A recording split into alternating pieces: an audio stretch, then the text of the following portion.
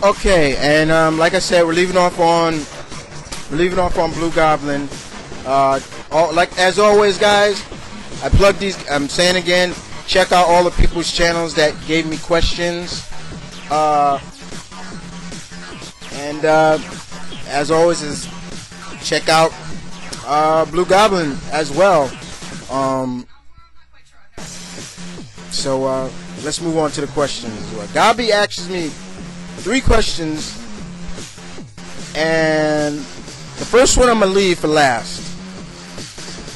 But the next question, the first question he asked me, he says, "When is your birthday? I see that you give respect to all your friends on their birthdays, and maybe I could pay you some on yours. Mine is June 22nd." By the way, laughing out loud.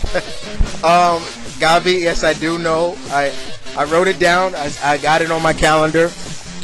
So yeah, you will be seeing me do one for Blue Goblin as well, as you see me do for a lot of people. But if to all my friends, you know, a lot of your birthdays passed already, you told me, but give me your birthdays and you'll see me do the same thing I did for all the others that I've done. But Gabi, my birthday passed already. It passed again. It's March 24th. It passed, and I think you did say little respects and said happy birthday to me. Somebody did something for me. Thank you very much. I think it was Zip. Thank you very much. And I would look forward to seeing you do that for me. No problem. You know, I always try to show respect to, even if it ain't your birthday, I'll do something like that. For example, I got something planned for my friends again, like I did for the opinion spot, where I talked about YouTube friends that you should know and subscribe to. I'm gonna do another one of those, but it's gonna be a little differently. It's gonna be a celebration for something. So stay tuned for that. Okay. And the next question is, if you ever would have a chance to do this, how would you feel about doing an edition of the opinion spot with a certain guest, special guest, VA Yahoo chat line, cough cough, cough cough, Gabi. If you could would talk about wrestling in general. That would be interesting. You know, everybody knows I usually have on my opinion spots or my Q&As, I have my special guest is pretty much my partner in crime, my little brother Hokeland 93, and sometimes our friends come over and chat on it as well. But I would look forward to doing something like that, to talk more about that. That would be really cool. I think that'd be very interesting and excellent. I think I did give out my email address to everybody, you know, so if not, you know, ask Gabi, he'll give it to you. Ask Kicker, he'll give it to you. Kicker has it. Ask Lady G, she has my email address. Definitely. Okay. So other than that, we're going to go to Gabi's last question, and this question is pretty much to all, once again, geared to my wrestling fans out there. Okay, so once again, if you're not into wrestling, you can stop watching right now. And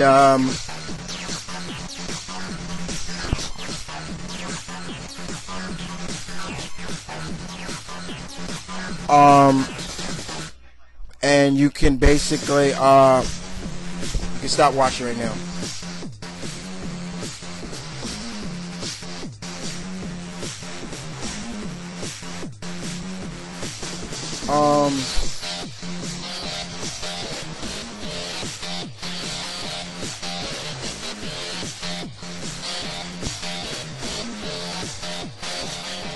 Okay.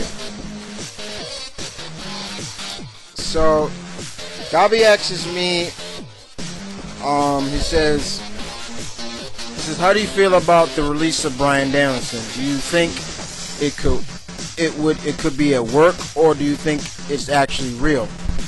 I don't like it, Gabi. I really did. And he got released in somewhat, they say, because of what happened on the beatdown. You know, he kind of took it too far in management's eyes, you know, choking out people, and they showing it for the PG era, you know, but you know what, I don't get it, because first and foremost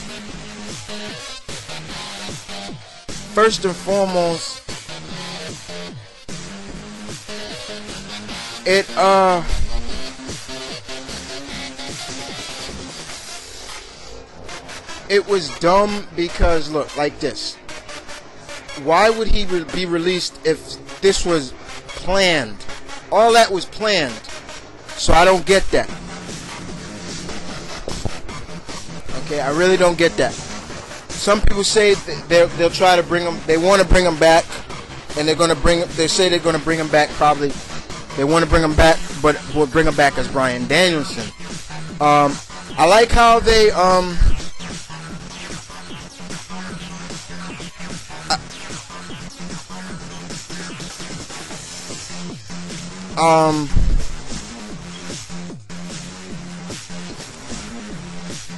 you know, I understand, you know, it was kind of cool seeing what they did last night on Raw, showing that they had Bryan Danielson's band, and they were like, oh, he had a change of heart of what we did last week, so he's not with us anymore.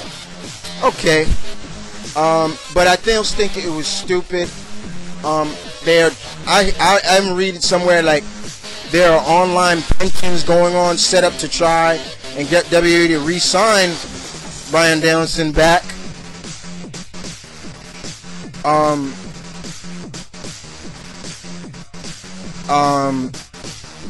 And then also, a lot of people said it. Vince McMahon said it. He was, you know, I wish there was more people like him in the locker room. A lot of people in the back loved him. You know, they was like, yo, I hope he comes back. And they say they're going to try to get him back. You know, they want to get him back, but let that tension die down of what they saw.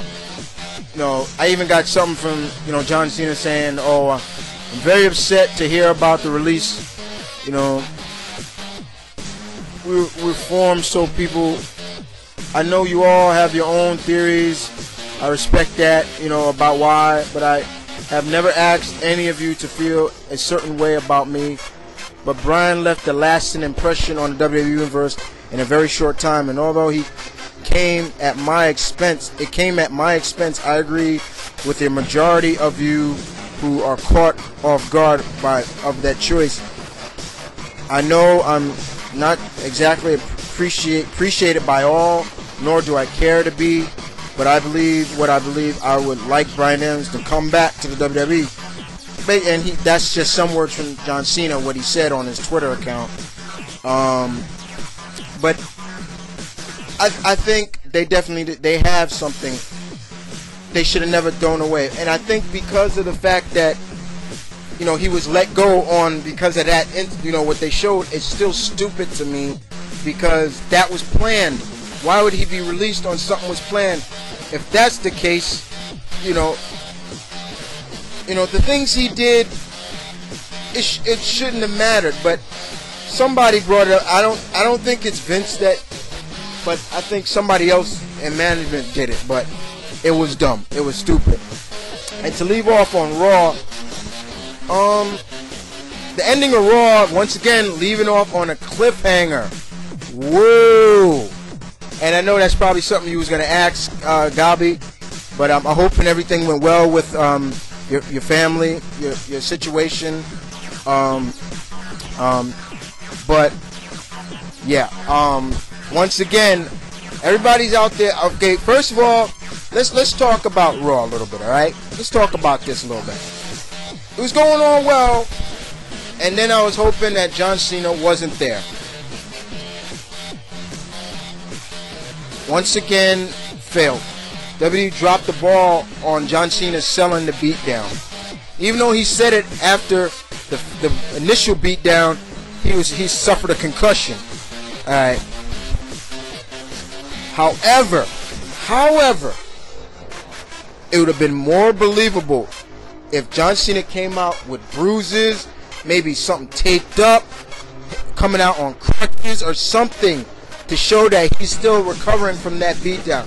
Instead of going with Superman Cena, my healing factor, I'm kicked in.